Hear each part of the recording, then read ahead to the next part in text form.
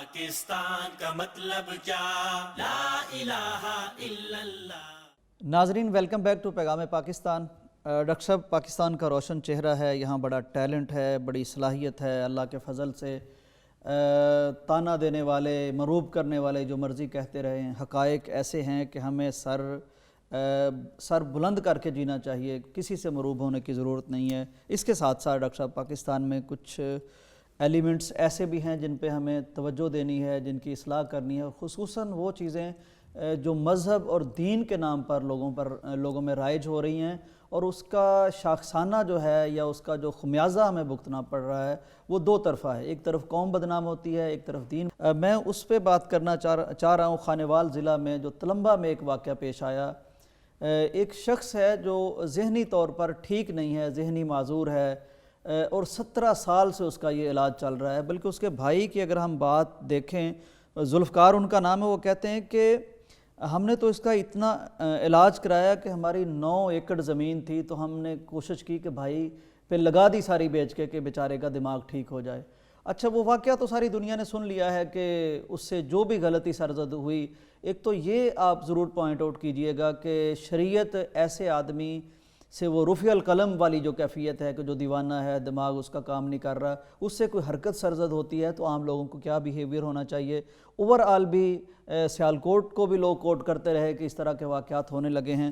بہرحال وہ واقعہ تو معروف ہے ڈاکٹر صاحب کہ اس سے جو بھی غلطی ہوئی، پھر اسپیکر میں مسجد کے اعلان ہوا، لوگ اکٹھے ہوئے ہزاروں کی تعداد میں، اس کو پکڑا، مارا، اور پولیس چھڑانے آئی تو پولیس کے ایس ایچ او کو بھی زخمی کیا۔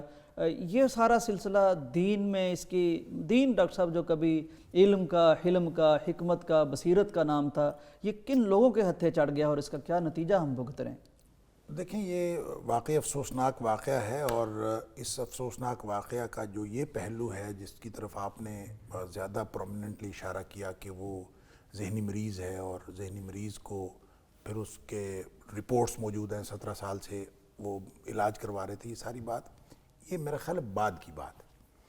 اس سے پہلے کا معاملہ یہ ہے کہ کوئی بھی شخص چاہے وہ ذہنی طور پر ٹھیک ہو، بالکل ٹھیک، اگر اس نے یہ اس طرح کی کوئی حرکت سرزد کی ہو، جس طرح کا یہ جرم ہوا کہ اس نے مسجد میں گھس کے اندر سے کنڈیاں لگائیں اور اس نے قرآن پاک جلا دیا، یا اس نے کافی سارے قرآن پاک اکٹھے کیا ان کو جلا دیا، یہ حرکت اگر کوئی ظاہری طور پر ایسا شخص بھی کرے جس کی عقل ٹھیک ہے، جو ذہنی مریض نہیں ہے، اس کے باوجود موب کو، عوام الناس کو، کسی انڈیویجول کو، کسی ہجوم کو اس بات کی شریعت قطعاً اجازت نہیں دیتی کہ اس کو مار دیں۔ شریعت بالکل شریعت اجازت نہیں دیتی، اس لیے کہ اگر کوئی مجرم ہے تو مجرم کو پکڑ کر آپ قانون نافذ کرنے والے اداروں کے سپرد کریں گے۔ جرم کی نوعیت جتنی مرضی سنگین ہو، کسی بھی جرم کی سزا عوام الناس یا عوام کا کوئی گروپ یا ہجوم نہیں دے سکتا۔ ڈاکٹر صاحب یہ وہ بات ہے جو ہمارے پاکستانی عوام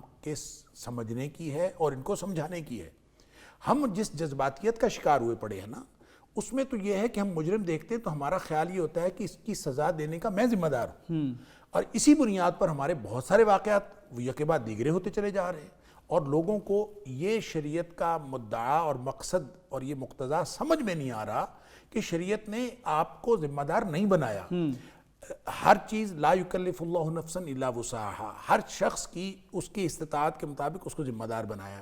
لہٰذا اگر قانون نافذ کرنے والے کسی چور کا ہاتھ نہیں کاٹ کر رہے، اگر ریاست چوری کے لیے یہ سزا امپلیمنٹ نہیں کر رہی، اگر جج جو ہیں وہ کسی مجرم کو چھوڑ رہے ہیں، عدالتیں اگر کسی کو بری کر دیتی ہیں، کوئی بھی سسٹم آپ کا ٹھیک نہیں ہے، تو ذمہ دار اور مجرم عدالتی نظام ہے، ذمہ دار قانون نافذ کرنے والے ادارے ہیں، ذمہ دار ریاست ہے، آپ ذمہ دار نہیں ہیں۔ آپ کی ذمہ داری صرف اتنی تھی کہ آپ قانون نافذ کرنے والے اداروں کے سپرد کر دیں۔ جب آپ نے یہ کام کر دیا، آپ نے ان کو بتا بھی دیا، اگر کسی کو نہیں پتا، کوئی جاہل ہو سکتا ہے، آپ ان کو بتا دیں کہ اس کے جرم یہ ہے اور اس کی سزا شریعت نے یہ مقرر کی ہے۔ اگر وہ سزا نہیں دیتے تو آپ قیامت والے دن نہیں پکڑے جائیں گے، پکڑے وہ جائیں گے۔ یہ وہ لمیٹیشنز ہیں جو ہمیں سمجھنے کی ضرورت ہے۔ لہٰذا اب آ جائیں آپ اس کے دوسرے پہلو اس کے جو ذہنی معاملہ ہے بھی، وہ ذہنی مریض ہے۔ اب دیکھیں، مجھے جب یہ واقعے کا پتہ چلا، سوشل میڈیا سے پتہ چلا، اور میں نے جو پہلی تصویر اس کی سامنے آئی، دیکھیں تصویر بعد میں آئی، جب یہ واقعے کا پتہ چلا تو میرے فوراً پہلی بات ذہن میں آئی کہ وہ ذہنی طور پر آدمی فاتر العقل ہو سکتا ہے جو اس طرح کی حرکت کرے، کوئی ذہنی طور پر صحیح العقل آدمی اس طرح کی حرکت کر ہی نہیں سکتا۔ بالکل صحیح۔ آپ دیکھیں مجرمانہ ذہنیت کا بھی کوئی آدمی ہو تو اس کو معلوم ہے کہ پاکستان کے اندر جذباتیت کا عالم کیا ہے، اس کو معلوم ہے کہ اس طرح کی حرکت کا یہاں پہ، حتیٰ کہ میں سمجھتا ہوں نان مسلم بھی ہو اور وہ اسلام کے ساتھ دشمنی بھی رکھتا ہو، اور پاکستان کے اندر اس طرح کی حرکت کرنا، کوئی صحیح العقل آدمی اس طرح کی حرکت نہیں کرے گا۔ لہٰذا جرم کی نوعیت بتا رہی تھی کہ یہ کوئی ذہنی طور پر کوئی مجنون اور پاگل آدمی یہ کر سکتا ہے۔ اس کے بعد جب اس کی تصویر دیکھی تو اللہ اکبر، وہ تو دیکھنے سے پتہ چل رہا تھا کہ وہ ذہنی طور پر صحیح نہیں ہے، اور اس شخص کو مار دینا کسی نے نہیں دیکھا، اور پھر یہ تو دوہرا جرم ہو گیا۔ ایک جرم تو یہ ہے کہ آپ نے قانون ہاتھ میں لیا، اور دوسرا یہ ہے کہ ایک ذہنی مریض کو، جس کے بارے میں آپ نے کہا کہ وہ مرفوع القلم ہوتے ہیں، نبی کریم صلی اللہ علیہ وسلم کا فرمان ہے رفع الاقلام عن ثلاث، 3 قسم کے لوگوں سے تو قلم اٹھا لیا جاتا ہے، ان کا عمل لکھا ہی نہیں جاتا۔ ایک بچہ ہے، اور ایک سویا ہوا ہے نائم والمجنون، اور جس کا دماغ چل گیا ہے، ظاہر ہے وہ اس کو تو پتہ ہی نہیں میں کیا کر رہا ہوں بیچارہ، اور وہ شیزوفرینیا کا مریض ہے بیچارہ، اور ظاہر ہے جب اس کے اوپر کوئی خاص کیفیت آتی ہے تو ان کو تو نہیں پتہ ہوتا۔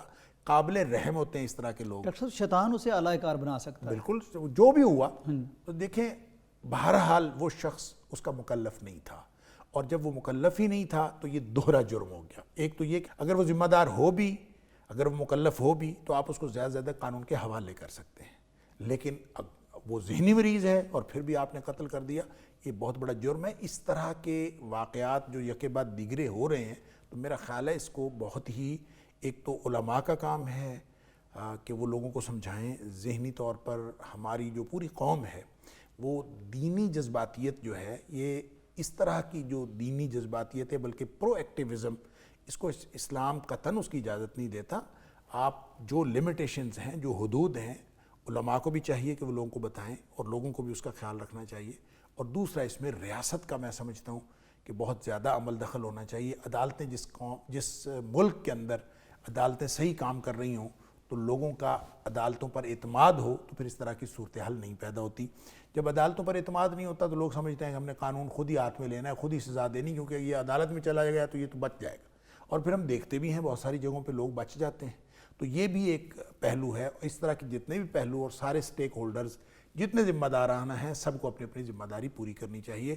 اور یہ انتہائی افسوسناک واقعہ ہے، اس طرح کا افسوسناک واقعہ دوبارہ کبھی بھی وقوع پذیر نہ ہو۔ اس کے لیے ہمیں پوری، یعنی تمام جو ذمہ داران ہیں ان کو پوری ذمہ داری محسوس کرتے ہوئے اس کے انتظامات کرنے چاہیے۔ ڈاکٹر صاحب حالات جس طرح کے بھی ہوں، کچھ لوگ اپنے مذموم مقاصد لے کے سامنے نکل آتے ہیں۔